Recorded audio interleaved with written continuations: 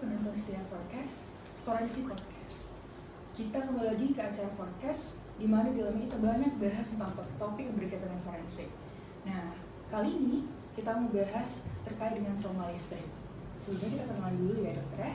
Perkenalkan, saya Rita Limasari Nenggolan, koas forensik minggu kedua. Perkenalkan, saya Jeremy Aris, koas forensik minggu kedua. Dan saya Anissa Yuli, koas forensik minggu kedua. Dan tentunya bersama narasumber kita, Dr. Ahsan Petrus, MCAT Forensik, Spesialis Forensik. Nah, langsung saja kita bahas masuk ke topiknya ya, tentang trauma listrik.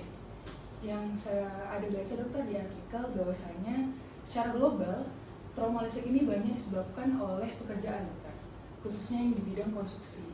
Nah, kalau dari Amerika Serikat sendiri, itu ada menyatakan bahwasanya ada sekitar lebih dari 1.000 kematian per tahun dokter akibat dari trauma listrik ini. Dan sejalan juga di Indonesia itu ada dari data BPJS Ketenagakerjaan yang menyebutkan bahwasanya untuk tren ataupun angka kematian akibat dari pekerjaan yang khususnya di bagian konstruksi, di bagian kelistrikan itu banyak dokter terjadi. Oke. Jadi yang ingin saya tanyakan dokter, kira-kira apa sih trauma listrik itu dokter, dan apa aja dokter yang bisa menyebabkan suatu trauma listrik dokter? Oke. Jadi salah satu bagian yang kita pelajari di Departemen Forensik ini adalah trauma listrik. Kenapa? Oleh karena memang kasus kematian akibat arus listrik ini juga banyak. Nah, kita di Indonesia ini kasus-kasus trauma listrik ini salah satu ya karena pekerja gitu ya, baik di pabrik maupun di lapangan. Tapi juga bisa oleh karena memang listrik kita di Indonesia ini tidak begitu baik gitu ya. Banyak instalasi itu tidak tersusun dengan baik sehingga banyak kejadian itu yang menimpa anggota keluarga gitu ya, baik ibu-ibu, anak-anak. Dan yang sering juga kita lihat adalah banyaknya penggunaan arus listrik yang sebetulnya ilegal, ya ilegal. Dan ini juga punya resiko untuk tersengat listrik, baik itu di rumah maupun di tiang listrik. Kan sekarang kan banyak itu orang menggunakan arus listrik untuk pesta itu.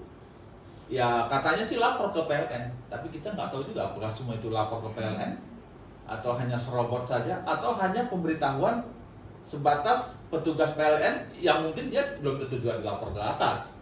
Ya kita nggak tahu lah ya. Dan itu salah satu yang menyebabkan. Nah, kalau kita bicara tentang trauma listrik ya tentu trauma yang diakibatkan oleh arus listrik. Dan ya kita di sini kan harus melihat apakah trauma listrik yang dialami oleh korban ini akibat suatu kecelakaan, apakah dalam suatu pekerjaan atau akibat satu pembunuhan, atau memang ya upaya bunuh diri, ya. Tapi kebanyakan yang kita lihat adalah kecelakaan, ya, kecelakaan. Bunuh diri jarang kita menemukan, apalagi orang dibunuh dengan listrik.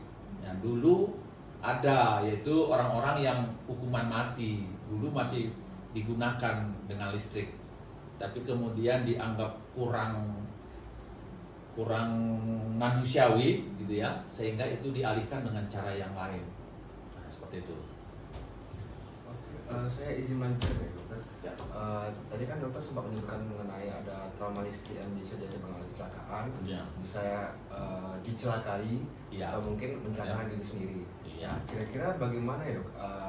Kita dapat membedakan dari ketiga hal tersebut dokter, berdasarkan dari misalnya ada pasien datang gitu dokter. Kita ya harus dibantu dengan anamnesa dari penyidik juga ya, dengan termasuk juga dari mungkin saksi-saksi. Kita di sini biasanya terutama diprioritaskan apakah betul korban ini memang mati akibat arus listrik. Kalau misalnya itu akibat suatu insiden atau suatu pembunuhan atau bunuh diri, ya tentu masih membutuhkan informasi yang lain. Karena kasus-kasus mati karena trauma listrik ini tidak terlalu spesifik untuk 3 aspek itu tadi. Ya, harus dibantu dengan bagaimana peristiwanya terjadi. Nah, seperti itu.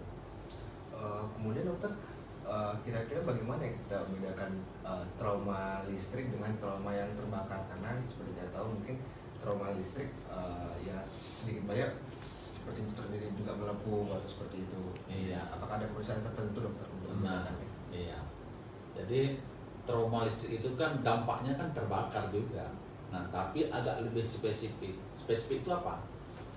Nah, sebetulnya bagaimana bisa terjadi orang mati karena arus listrik, itu yang paling penting. Jadi ketika orang itu masuk dalam aliran listrik, misalnya kita menyentuh suatu benda yang memang sudah dialiri listrik, maka kita namanya masuk ke dalam aliran itu. Panas inilah yang menimbulkan terbakar. Tapi sebetulnya yang lebih berbahaya adalah arus yang mengalir itu. Makanya jangan heran, orang kena trauma listrik kok kesannya kok traumanya tak begitu hebat, tapi kenapa mati? Nah, arus yang mengalir di dalam tubuh inilah yang berbahaya, baik untuk pembuluh darah, syaraf dan otot. Nah, kita tahu bahwa aliran dari arus listrik ini dia mesti ada yang namanya luka masuk, ada luka keluar. Nah, kalau luka bakar biasa kan nggak begitu. Nah, sekali lagi orang luka bakar itu ya dia mesti hebat dulu baru mati. Kalau luka listrik nggak mesti hebat dulu luka bakarnya, tapi arusnya itu yang berdampak. Apa yang ditimbulkan? Nah, dampaknya. Nah, arus listrik ini agak spesifik. Dia mengikuti aliran tertentu. Dan dia yang menyebabkan kematian itu 2. 1 akibat penekanan pusat pernapasan, dan 2 akibat fibrilasi ventrikel. Mana duluan tergantung di mana arus listrik itu terkena. Prinsipnya adalah tubuh manusia itu kan seperti salib ya, nah, seperti salib. Maka kalau arus itu masuk di kepala, maka dia akan menjalar terus ke kaki. Maka kalau dia trauma listrik, mesti ada luka masuk dan luka keluar.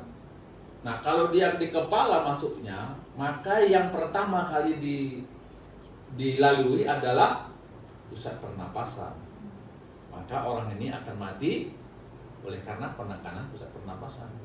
Nah, tapi kalau dia misalnya memegang atau terpegang atau menyinggung dengan tangan kanan, maka alirannya itu akan melalui tubuh. Masuknya di sini, keluarnya di sini. Maka yang terkena itu bukan pusat pernapasan tapi jantungnya. Orang itu mati akibat fibrilasi ventrikel.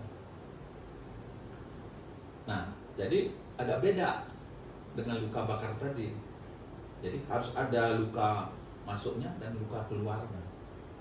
Itu ciri khasnya. Selanjutnya kalau pada kasus yang korban yang sudah meninggal nih dok, apa aja biasanya yang ditemukan pada korban yang meninggal karena trauma listrik? Ya, jadi sebetulnya pemeriksaan kedokteran forensik kan sebetulnya sama juga dengan pemeriksaan kedokteran umumnya gitu ya. Ketika ada orang meninggal atau orang sakit, pasti kita menganamnesa riwayatnya apa. Nah, kalau kita di sini kan menganamnesanya ya bukan sama pasiennya ya, tapi mungkin sama penyidik. Dan penyidik itu mungkin pastilah punya informasi dari orang-orang sekitar yang mungkin juga melihat kejadiannya, akan memberitahu kan. Nah, kalau itu memang trauma listrik, ya diindikasikan trauma listrik, maka kita akan mencari apa? Mencari tanda-tanda trauma listrik. Electric mark itu adalah tempat masuknya listrik itu tadi, tempat masuknya listrik. Nah kalau itu sudah ada, tadi udah saya itu bilang, kalau di tangan kiri udah tahu lah kita di mana keluarnya, kalau di kepala mana keluarnya. Maka lihat itu tanda keluarnya tadi. Nah kalau dua hal itu udah, ya kemungkinan besar. Kemudian metalisasi. Biasanya pada trauma listrik itu hampir sama dengan trauma petir. Metalisasi tetap ada, tapi berbeda dia konsepnya. Metalisasi pada trauma listrik maka biasanya ada.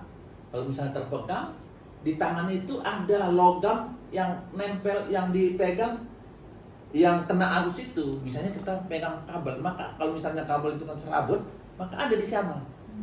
Jadi logam itu nempel di situ.